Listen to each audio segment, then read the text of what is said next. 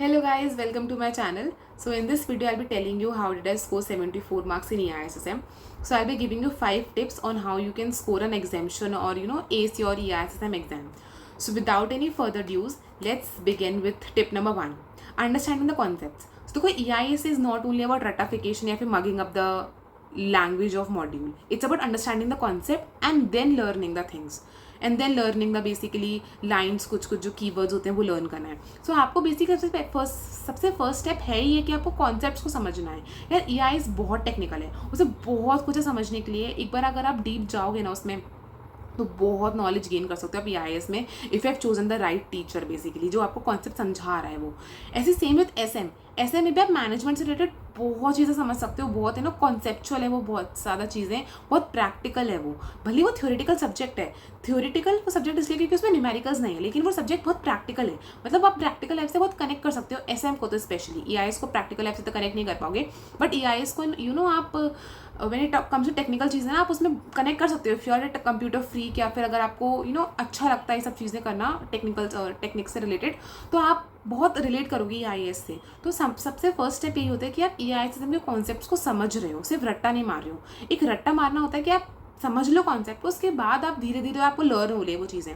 वो एक gradual process होती है, फिर आप भूलोगे नहीं उसको एग्जाम में. लेकिन अगर मैं बिना कॉन्सेप्ट समझे लर्न कर रहे हो तो आप भूल जाओगे, आपको वो याद ही नहीं रहेगा क्योंकि आपने समझा ही नहीं है उसको. आपने सिर्फ रट्टा मारा, आप कितना ही लर्न कर लोगे. यार बहुत ज़्यादा सिलेबस है EISSM का, आप कितना ही लर्न कर लोगे. तो आपको सबसे पहले EISSM के कॉन्सेप्ट को समझना है, आपको अंडरस्टैंडिंग लेनी है उसकी properly. Tip number 2, stick to module. यार सारे टीचर्स की जो बुक्स है ना EISSM की बहुत टेम्पटिंग है. बहुत कलरफुल चार्ट्स बने हुए हैं, बहुत शॉर्ट में दिया हुआ है, बहुत ज़्यादा ही ऐसे शॉर्ट चीज़ें बना रखी हैं, फ्लो चार्ट्स बना रखे हैं, डब्बे से बना रखे हैं कलरफुल से. तो बहुत टेम्पटिंग लगती हैं वो बुक्स. लेकिन until and unless you follow properly module, I don't think you can score an examination या score very good marks in EISSM. Because यार देखो जो टीचर्स की बुक्स है ना वो बहुत शॉर्ट करके दी हुई हैं और मॉड्यूल में सब कुछ फुल फ्लेजेड तरीके से दिया हुआ है. तो अगर आप मॉड्यूल बार बार पढ़ोगे ना तो इससे क्या होगा, बार बार मॉड्यूल पढ़ने से you will get an understanding of the concept as well, और उसके बाद आपकी जो लैंग्वेज होगी वो भी इम्प्रूव हो जाएगी.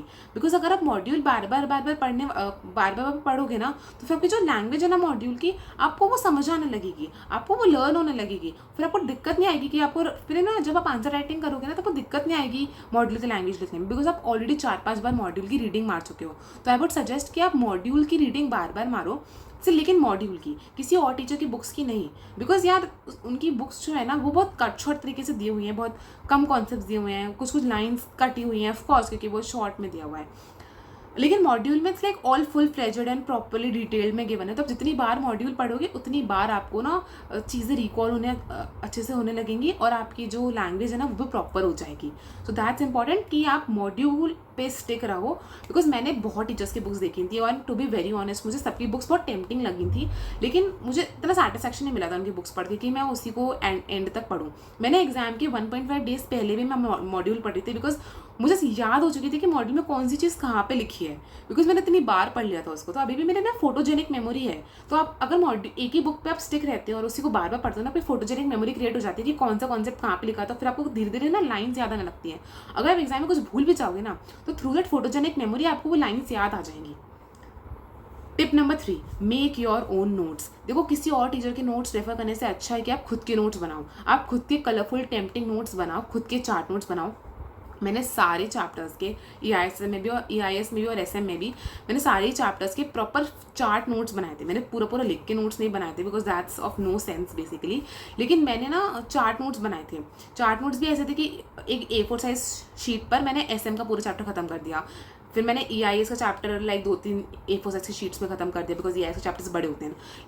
लेकिन मैंने प्रॉपर फ्लो चार्ट बना लिया. जैसे EIS चैप्टर 3 है, EIS chapter 3 is very vast. उसमें तो ऐसा है कि ब्रांचेज ही ब्रांचेज हैं.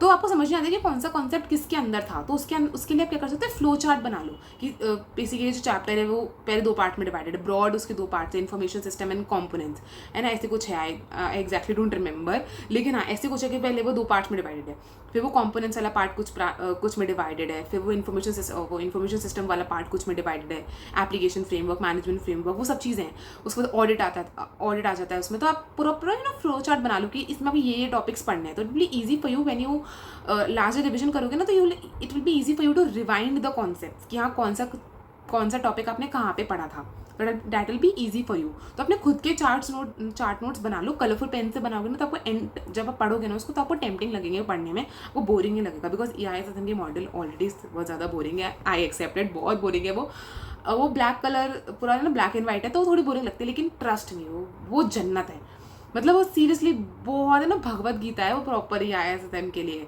अगर आप उसे प्यार से पढ़ोगे, तो अगर आप उसको ना अच्छे से पढ़ो बिल्कुल मन लगाकर, तो अच्छी लगने लगेगी फिर वो धीरे धीरे। मुझे भी शुरुआत में ऐसी लगती थी कि वो बहुत ब्लैक एंड वाइट है यार, बोरिंग सी है, but once you start reading it properly आपको वो अच्छी लगने लगेगी, आपको प्यार हो जाना है आपको EISSM के मॉड्यूल से। एंड उसके बाद आप खुद के नोट्स तो बना ही लोगे वैसे भी, कुछ कलरफुल, तो आपको ना बोरिंग नहीं लगेगी फिर EISSM पढ़ने में। टिप नंबर 4, अपने दिमाग से ये बात निकाल दो कि EISSM बोरिंग है। आई नो कि टीचर्स बहुत ज़्यादा बोल देते हैं वाली चीज़ की EISSM बोरिंग है। अभी लास्ट दो सेकेंड पहले मैंने ये वाली चीज़ बोली कि EISSM बोरिंग है, लेकिन यार देखो, अगर आप उसको अच्छे से पढ़ोगे ना, तो आपको प्यार हो जाना है उससे, बहुत अच्छी है वो, बहुत अच्छी है। अपने दिमाग से ना फोबिया हटा दो कि EISSM में कम मार्क्स मिलते हैं, EISSM बहुत बोरिंग है, EISSM में रट्टा मारना पड़ेगा, ये टीचर्स बहुत ज़्यादा चीज़ें बोल देते हैं कि यार मार्क्स नहीं मिलते EISSM में वगैरह वगैरह, तो ये अपने दिमाग से नेगेटिविटी हटा दो। जब तक आप सब्जेक्ट से प्यार नहीं करोगे ना, तब तक सब्जेक्ट आपको मार्क्स नहीं देने वाला।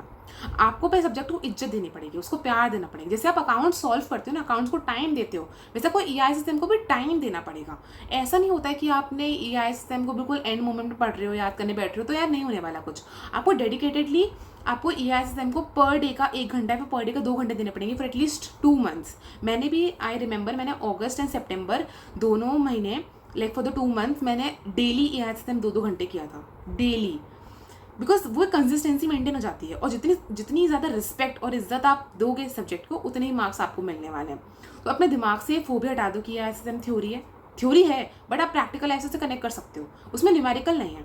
EISSM is basically not a numerical subject, लेकिन it is very practical. Accounts जो है वो न्यूमेरिकल सब्जेक्ट है, it's not theory but it's numerical और प्रैक्टिकल है, but EISSM is theory and practical. आप प्रैक्टिकल ऐसे से कनेक्ट कर सकते हो, न्यूमेरिकल नहीं है of course.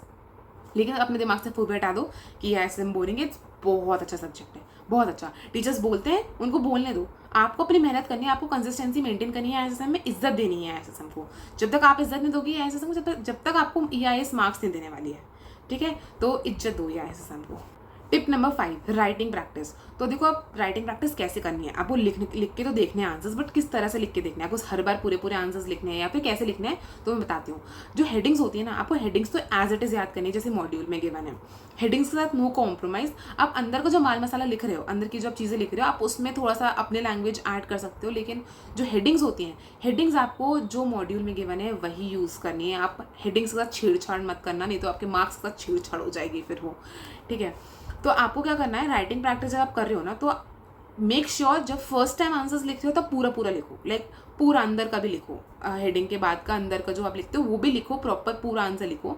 But once you are accustomed to that कि आप लिख पा रहे हो आंसर्स, फिर उसके बाद क्या करना है आपको, जब आप क्वेश्चन पढ़ना तो हेडिंग लिख लो। देखो हेडिंग याद हो जाएगी, because that's the most important part when it comes to EISSM कि आपको हेडिंग प्रॉपरली लिखनी है। तो पहले क्या करो, पहले पूरा आंसर लिखो, when you are accustom to it कि आप लिख पा रहे हो आंसर्स को, आप कॉन्फिडेंट फील कर रहे हो आंसर राइटिंग में, आप आपको इजीली फ्रेम कर पा रहे हो आंसर्स, आपको लैंग्वेज याद होने लगी। लैंग्वेज कैसे याद होगी, मॉड्यूल पढ़ने के बाद आपको लैंग्वेज याद होगी। अब लैंग्वेज याद हो चुकी है, तो बार बार पूरी लैंग्वेज लिखना टाइम वेस्ट, तो बार बार पूरी लैंग्वेज मत लिखो। बट फिर जब आप क्वेश्चन पढ़ें तो उसके बाद हेडिंग्स मेंशन कर दो। हेडिंग्स जल्दी लिख लो कि अगर 6 मार्क का क्वेश्चन है तो you have to write 8 at least points. अगर 5 मार्क का क्वेश्चन है तो यू हैव टू राइट 6 या 7 पॉइंट्स। 4 मार्क का क्वेश्चन है तो at least try to write 6 points. तो ऐसे आपको लिखने के जितने मार्क्स का क्वेश्चन है उसके +2 करके आपको पॉइंट्स लिखने हैं। तो इस तरीके से आप पॉइंट्स हेडिंग्स फिर लिखते जाना, आपका टाइम भी बचेगा, आपकी राइटिंग प्रैक्टिस भी हो जाएगी, आपके क्वेश्चन आंसर्स भी सारे मोस्टली सॉल्व हो जाएंगे। बिकॉज अगर आप पूरा लिखना चलोगे ना, अगर आप पूरा लिखते चलोगे कि यार पूरा अंदर का भी लिख रहे हो, तो बहुत टाइम कंज्यूमिंग हो जाएगा वो, और फिर आप ज़्यादा क्वेश्चन प्रैक्टिस नहीं कर पाओगे. तो इट्स बेटर कि आप हेडिंग्स लिख के सारे क्वेश्चन प्रैक्टिस कर लो. And now a bonus tip कि आपको RTP MTPs कितनी सॉल्व करनी है.